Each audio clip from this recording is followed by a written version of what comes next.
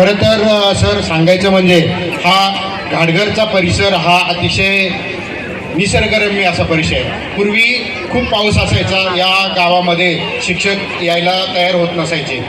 Hardly 15 ते 20 जास्तीत जास्त 40-45 सप्पट असायचा, शिक्षक इथे रुजू व्हायचे नाही। परंतु गेल्या 4-5 वर्षापासून जेव्हा असा शाळेचा कायापालट झाला, आमच्या गावातील तरुण मंडळींनी, आमच्या गावातील ग्रामपंचायतीने शाळेला एवढं सहकार्य केलं आणि खरं याची पायाभूत सुरुवात जी झाली असेल ती आदरणीय गिलबिले सर यांच्या माध्यमातून झाली आणि तेव्हापासून ह्या शाळेचा कायापालट झालेला आहे। याच्यासाठी आमच्या ग्रामस्थांनी, आमच्या तरुण वर्गाने, आमच्या ग्रामपंचायतीने, आमचे ज्येष्ठ जे मंडळी आहेत आमच्या गावातले, त्यांनी सर्वांनी एकजुटीने सहकार्य केलं। खरं तर जीवदान महोत्सव हा आजकालचा जमाना हा यायचा जमाना आहे।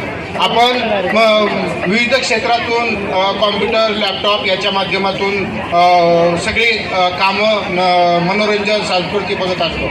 परंतु ह्या मुलांना, ह्या छोट्या छोट्या मुलांना जी आपली संस्कृती आहे, जे पूर्वज काय होते आपले आणि त्याचं कसं परिस्थिती होती, कशा परिस्थितीतून दिवस काढले, याचं प्रत्यक्ष शिक्षण हे खरं तर ह्या शाळेच्या माध्यमातून या सरांनी गेले 4 वर्ष दिलेलं आहे।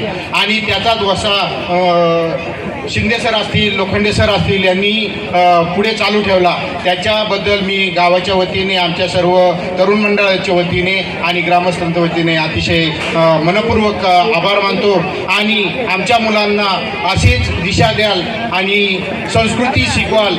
त्याच्याबरोबरच अभ्यासाचं मी एक सांगू इच्छितो या ठिकाणी की सर फक्त संस्कृतीमध्ये किंवा विविध कलागुणांमध्ये आमचे मुलं पुढे नाहीत, तर आमची मुलं सर 10वीच्या परीक्षेतसुद्धा अतिशय चांगल्या मार्काने उत्तीर्ण झालेले आहेत आणि याचं फोटोसुद्धा मगाशी प्रसिद्ध केलेले आहेत आमच्या सरांनी।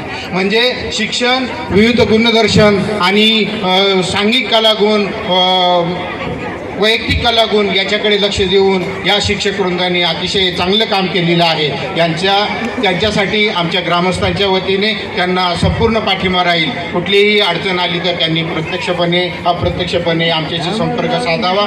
तसेच आमच्या या घाटघर गावचे तालुका लेवलला जे शिक्षणातून स्वतःच्या बुद्धिमत्तेतून चुणूक दाखवणारे आमचे मित्र अशोकजी लांडे यांची आज तालुक्याच्या गटशिक्षण अधिकारीपदी निवड झालेली आहे। त्यांचं पण आमच्या गावाच्या वतीने आणि आपल्या सर्वांच्या वतीने मी त्यांचं अभिनंदन करतो।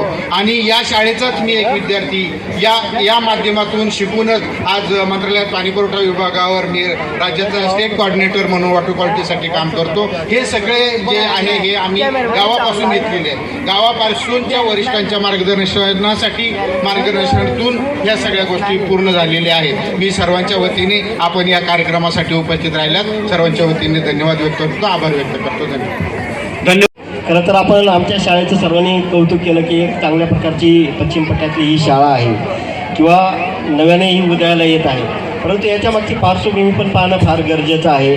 अगदी पूर्वीच्या काळामध्ये या ठिकाणी तुरे गुरुजी असतील, बांगर गुरुजी असतील, सरपंचांना माहिती आहे ही जुनी जाणती मंडळी या ठिकाणी शिक्षण ज्ञानदानाचं काम करतं अतिशय प्रतिकूल परिस्थितीमध्ये।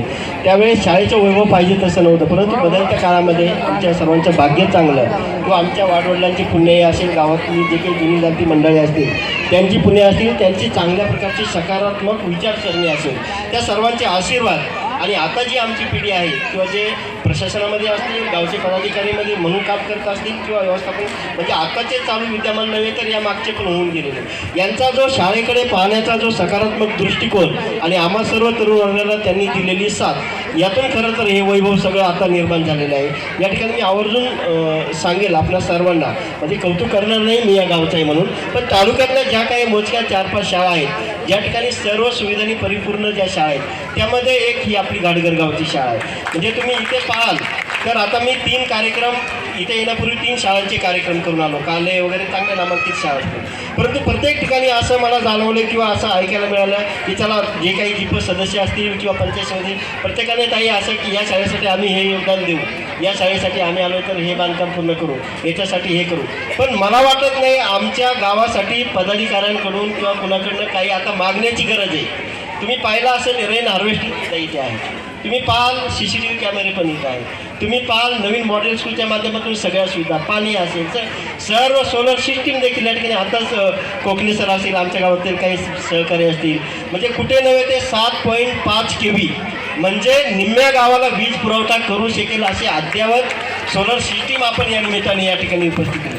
यामध्ये काय म्हणजे एका डुकऱ्याचं काम नाही आहे, सर्वांचं योगदान आहे, सर्वांचं सहकार्य आहे आणि शाळेप्रती असणारी निष्ठा. आपण ज्या शाळेमध्ये लहानाचे मोठं झालो, ज्या गावामध्ये आपण लहानाचे मोठं झालो किंवा आपण नव्या दिशेने वाटचाल करू लागलो, ती ठेवलेली सर्वांची भावना आताच वारे साहेबांनी सांगितलं की मी या शाळेचा माझी विद्यार्थी आहे. म्हणजे सर्वांचंच लक्ष, म्हणजे केवळ शैक्षणिक बाबतीतच नाही ताई आमच्या गावाचं, तर धार्मिक बाबतीमध्ये पण आता हनुमान मंदिराचं आम्हाला जीर्णोद्धार करायचं, इतर छोटी मोठी कामं असतील, इतर विकासाची कामं असतील, सरपंच या ठिकाणी आहेत.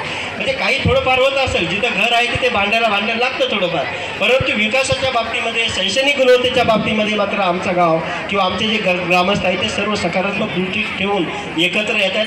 म्हणून आम्हा सर्वांना अभिमान वाटतो आमचं गाव परिपूर्ण होत चाललेलं आहे. आणि त्याच्यामध्ये आमचं भाग्य चांगलं आहे की या ठिकाणी पर्यटन क्षेत्र आहे, दूरदूरचे देशीच नाही तर विदेशी पर्यटक या ठिकाणी येतात. अनेक CSR मधल्या कंपन्या अशा आहेत या ठिकाणी की आवर्जून इथे येतात की तुम्हाला काय पाहिजे सांगा. म्हणजे एक आमचं भाग्य आहे की नाणेघाट या ठिकाणी आहे, ऐतिहासिक पार्श्वभूमी आहे. असो अधिकता मी वेळ आपला घेणार नाही सर्वांचा, आपण सर्वजण या ठिकाणी आलात. विशेष करून ताई आपण अतिशय व्यस्त शेड्यूलमध्ये पाहिलं दिवसभर सगळं, म्हणजे अगदी पाणी टंचाईचा दौरा असेल, इतर प्रशासकीय कामं असतील, अनेक तिकडे अनेक प्रकार असतील किंवा या सर्व बाबी सगळ्या सांभाळून तुम्ही वेळात वेळ काढून या ठिकाणी उपस्थित झालात. आपलं सर्वांचं मनपूर्वक स्वागत आणि अशाच प्रकारची चांगली भावना, चांगल्या प्रकारचं सहकार्य आमच्या ग्रामस्थांना आपलं सतत राहील अशा प्रकारच्या सदिच्छा व्यक्त करतो आणि सर्व ग्रामस्थांतर्फे तुमचं पुन्हा एकदा स्वागत करून थांबतो. थँक्यू.